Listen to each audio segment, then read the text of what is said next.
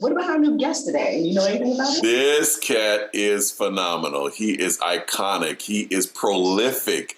I started doing some quick background on him, and I was going through his discography, and it said, see more, click this button, or to continue. He's that one of those kind of cats.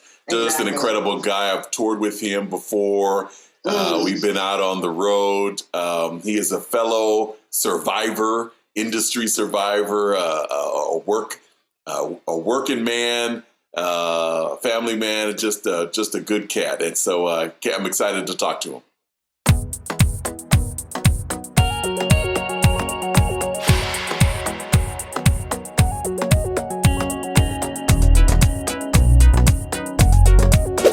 Hey guys, welcome to another episode of Making It. My name is Kenan Cooley, and I am with Alvin Chia. Hey everybody. Hey Kenan. Hey mister, how are ya? I'm good. I like that pink. I like your version of pink. Do you like my version of pink? I absolutely love it. I love it. I love that you are just always in style and always ready to get it. I try.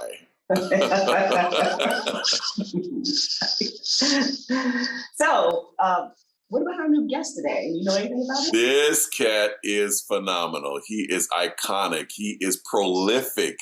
I started doing some quick background on him, and I was going through his discography, and it said, see more, click this button, or to continue. He's that one of those kind of cats. Just an incredible guy. I've toured with him before.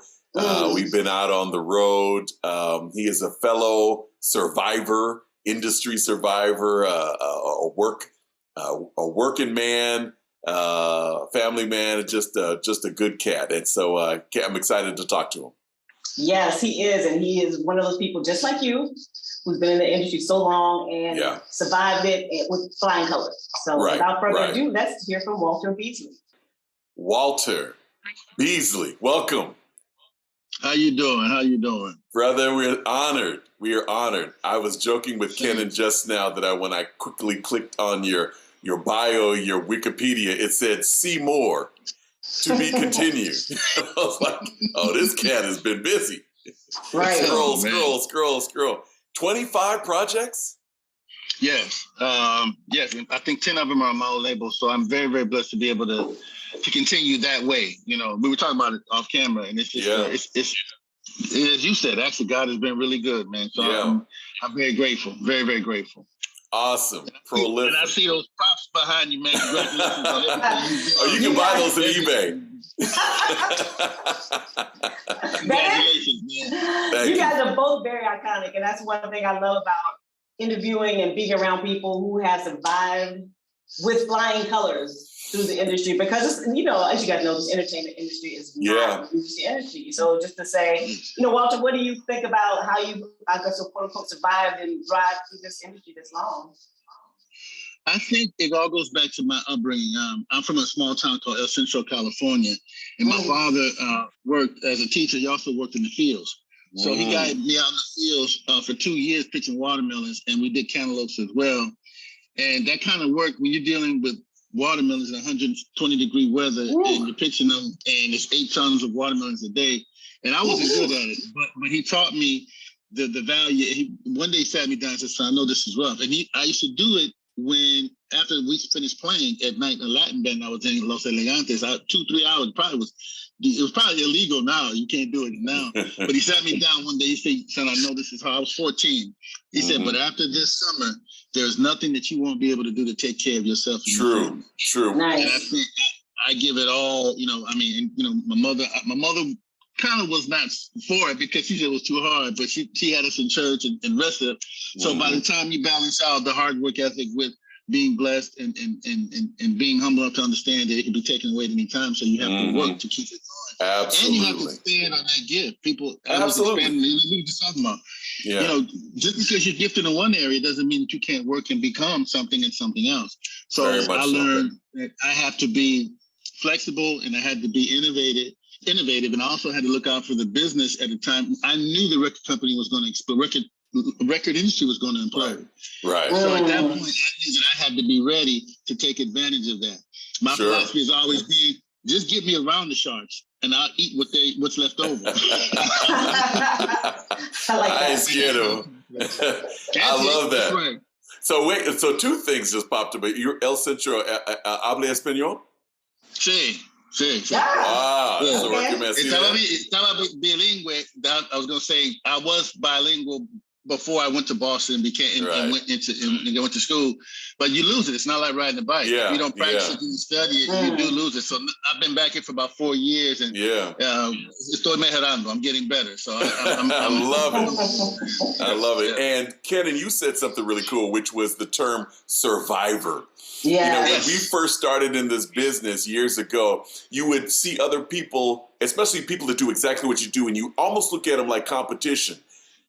Years, 20, 30 years down the road, you look at each other like we are survivors. You know, it's like, I got your back. I believe in you. You believe in me. That's right. You know, you've seen each other, but you've rooted for each other. So you keep track of each other and their families. So that's exactly right. Well done. Well, but you well know, done. It's not an easy thing to do. I mean, as you guys both know, because people come and go, fads come and go. And we keep saying, Alvin and I keep saying this is not just about how many likes you have, how many followers you have. It's about how well you keep yourself ready, like you just indicated, Walter, too, for the changes. Keep yourself flexible, not get stuck in one thing, because it's easy to get lost in the 80s and 90s, and now we're in 2000s and 2022, and you're no longer relevant.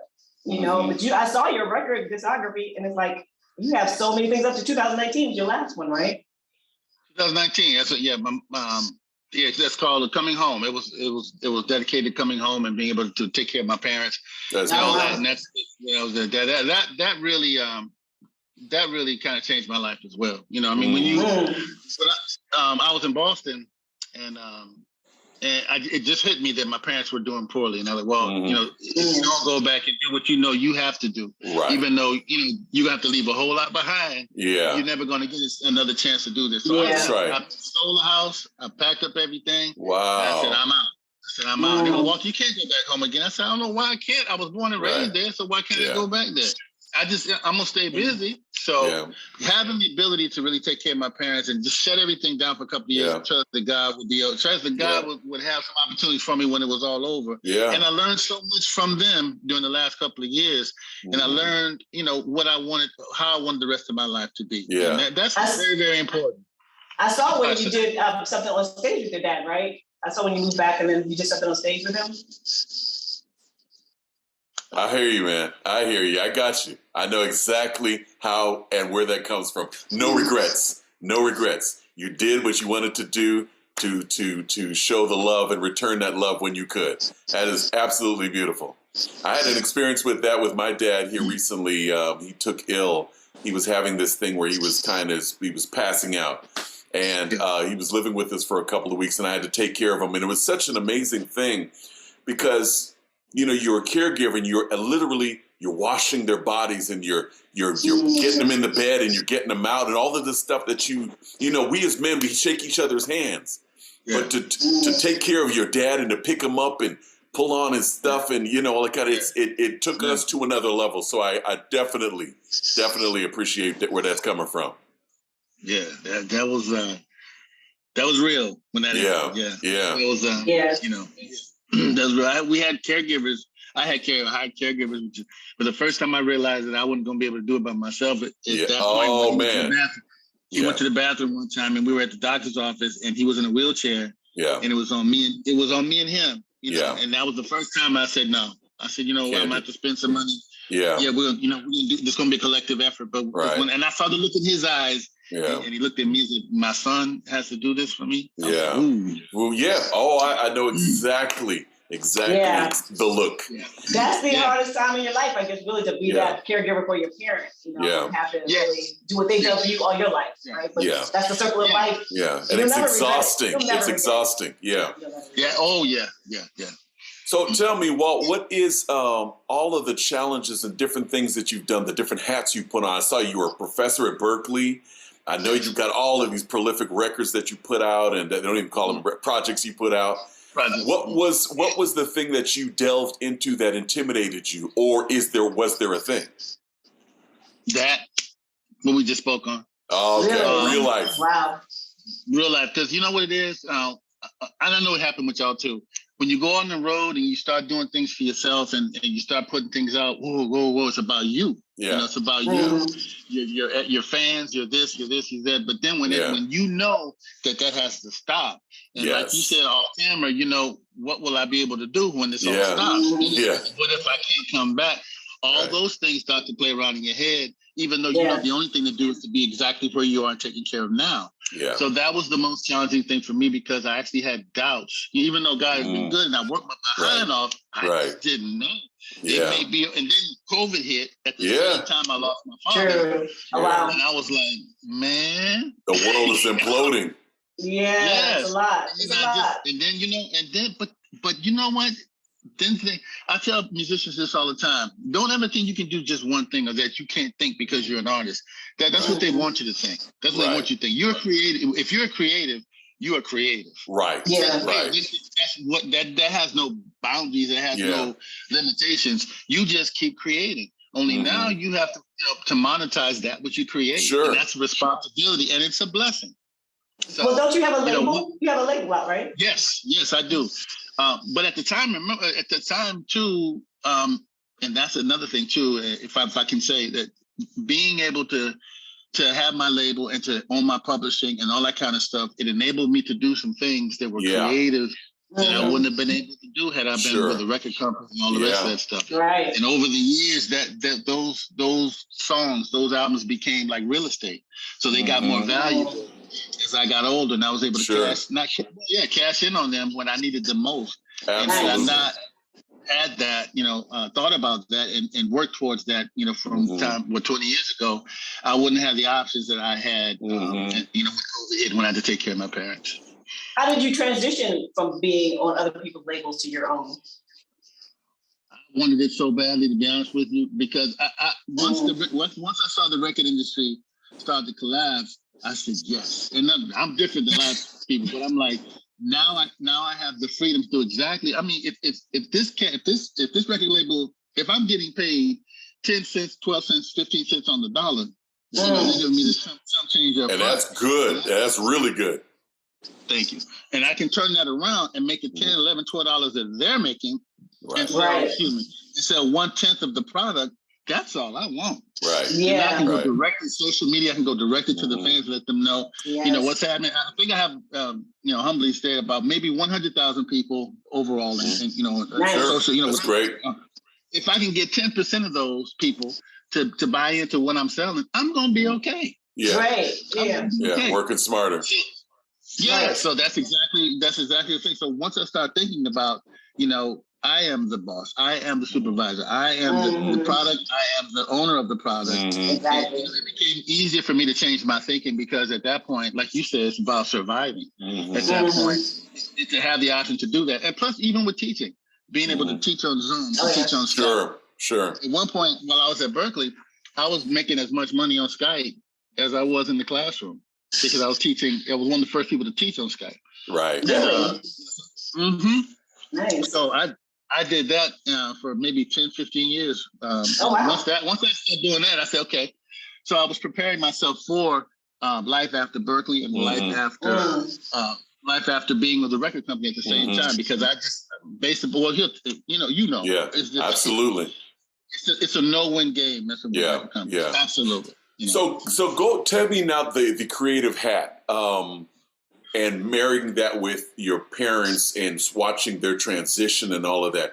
Did the music stop? Did it start flowing? Did it change?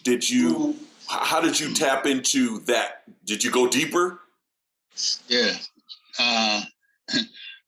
When my mother was passing, I wrote some of the songs on the album called Going Home. It was the only way I could survive. I wrote a couple things called, I think it's called In the Morning or in the evening. And one time I wrote that sitting at the piano in the restaurant because she was in hospice. Yeah. And I remember thinking to myself, tonight a baby's being born, and tonight I'm losing my mother. Wow. My sister, So that worked for that record. But when my father passed, nope. It's this whole different thing. I didn't play the horn for 6 months. 6 months. Wow. Yeah. Wow. Yeah. So it's a different type of deep pain and a different type of connect. I had nothing left after my father. Yeah. Nothing. The last thing that I did was a record where actually it just passed and I was still in shock. And I did a record with Stevie Wonder and Byron Miller called, I can't remember. Now you got me right back in there. It's, Sweet, not Sweet. It was Love, something about love. And I remember thinking to myself, I told him no because I said, B, I just don't have it. Real love, that's what it's called. Yeah. B, I don't have it. And then I woke up in the morning, it's like God said, well, Byron Miller, George Duke's bass player, and Stevie Wonder. You sure you want to say no? Right. No, this is hard for you. And that's exactly what happened. I told him, I said, yo, have you got, if you still, and it's one of the prettiest songs that I ever did. Oh, I love it. Oh, nice. And then after that, I shut it down. I had then after about maybe a year and a half went by, I started saying, it's time, bro. You can't do anything else. Right. and you might be surprised you're going to produce some of the best stuff you've ever done. Oh, I know it. Absolutely, he will. Yes. It'll be different. It'll be you. Yes. Exactly. And now what's happening is that in a weird kind of way, I'm free to do whatever I want to do whenever I want to do it. And I think about that a lot. Had they, because man, when you talk, bro, when you're everything to them, nothing else makes sense. You can't plan anything. I remember I was going out on the road to do a tour. And my mother was passing, and they said, "Look," and I said, "Mom, you want me to come home?" She said, "Yeah." So I turned around and came home. Yeah. And I missed, that's a lot of money. You say, bro, at the time you don't think about it. Yeah. But then, when the books, come in, you're like, woof, a couple of years later, I'm like, and I told somebody the other day, once I did the counting, when and I'm not that, I do okay.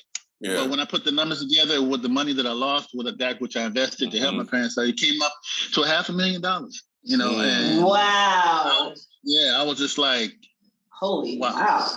That's a lot. I mean, when you put everything, when you put everything together, like the house, how much did I lose? Just selling the house. Sure. I got to get out of here right now. I can't invest in it. Whatever you guys want to do with the house, fine. My parents need me. Boom, boom, boom. I'm not going to the road because my mother's not well. My father's not. And when my mother passed, I looked at my father and I said, bro, you can't go anywhere. This man is lost. He just lost 60-year companion, and he's looking at you like, you're all I've got. Yeah. And I said, that's it. Yeah. God will provide. I was going to say, God will bring it back. Exponentially, He will. Exponentially. Yes. So do you tap? That was the change. I'm sorry. Go ahead, man. No. I was going to ask you.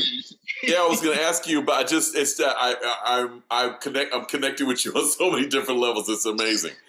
I know what it's like on the road. I know what it's like to be pulled back home. I know what it's like to deal with the changing industry, your parents' changing health, your different reality, your aging, the industry, all of these different things, and you got to keep it moving, because the audience doesn't care. They want a show. And you got to get out there. And it's, tapping into some stuff that coming from a deep, deep, deep place. It's, performers don't get enough credit. You can never undervalue what you went through in terms of giving your life, because one thing I respect about you guys, being in front of the camera, I'm behind, so actually I'm interchangeable, but you guys are not, because if one of you guys don't decide to show up for your gig, it's not going to happen. So you really do sacrifice your life and your family life and whatever a lot. So at some point it has to be about you. It can't always be about the service of your life to serve others and never get anything back. And when that can never be replaced. Like the thing you did, Walter, can never be replaced. Right. Ever. You can replace songs, you can replace audience, you can't replace that. So never regret that. That will be the until the rest of your life. That's going to be the best thing you ever did. Yeah. And it will bless you for the rest of your life. It will. I feel blessed now just to be able to. You asked how the creative thing has changed. I still teach online, and we did a lesson yesterday, and I just I told the student, I said, look, there's no. I've lost two parents, in 2 years apart. I said, let me tell you something, man. There's no need for you to be anxious about anything. It doesn't get any deeper than that. No, bruh, it's music. I know. It's a note. It's a phrase. That's all it Get is. over it.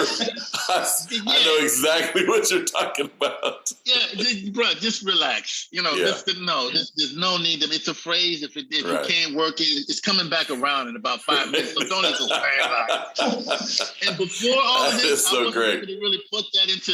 I really wasn't able. I didn't know. I mean, I said it, but I didn't really feel it. When stuff like that happens to you, like, I'd like to play that note. Opportunity's gone. It'll come back.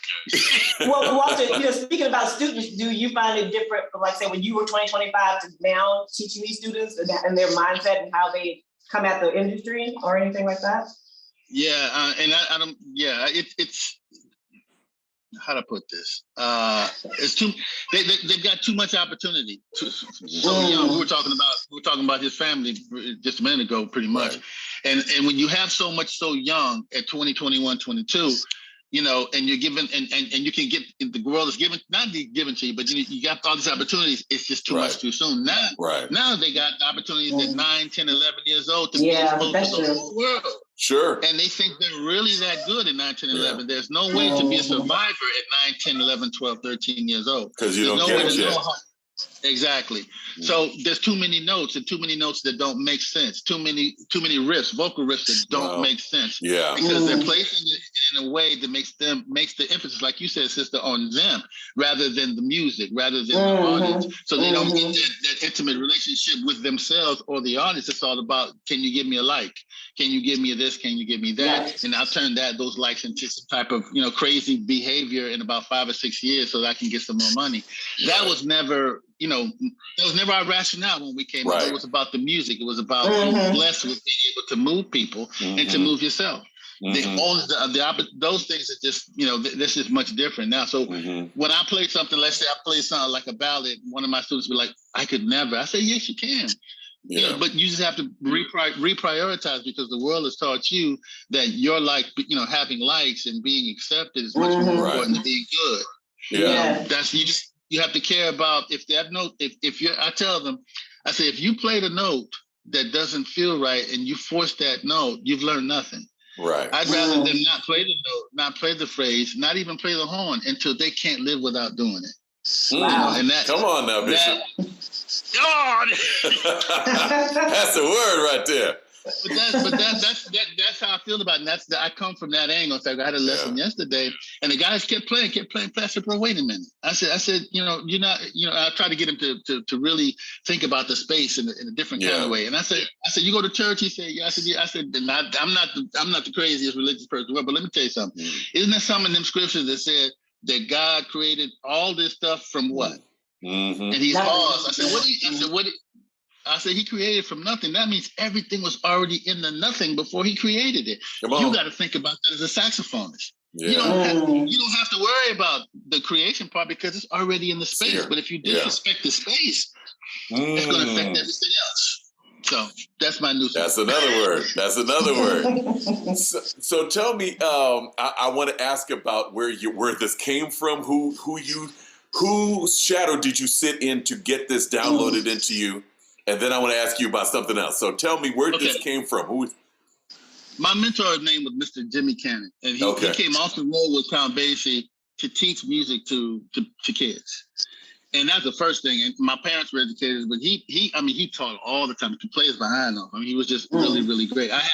I just was able to visit my baseball coach who's turning 90 years old. His name was Ralph Valdez. And I told him, I thanked him. I said, man, look, I said, I wasn't good, but I took all the lessons that you gave us as children about discipline, hard work, sacrifice, teamwork, learning to control the game, and I applied all of that to music. I said, that's how I became what I became. One quick example, when I was pitching one time, he said, Walt, he said, change speeds.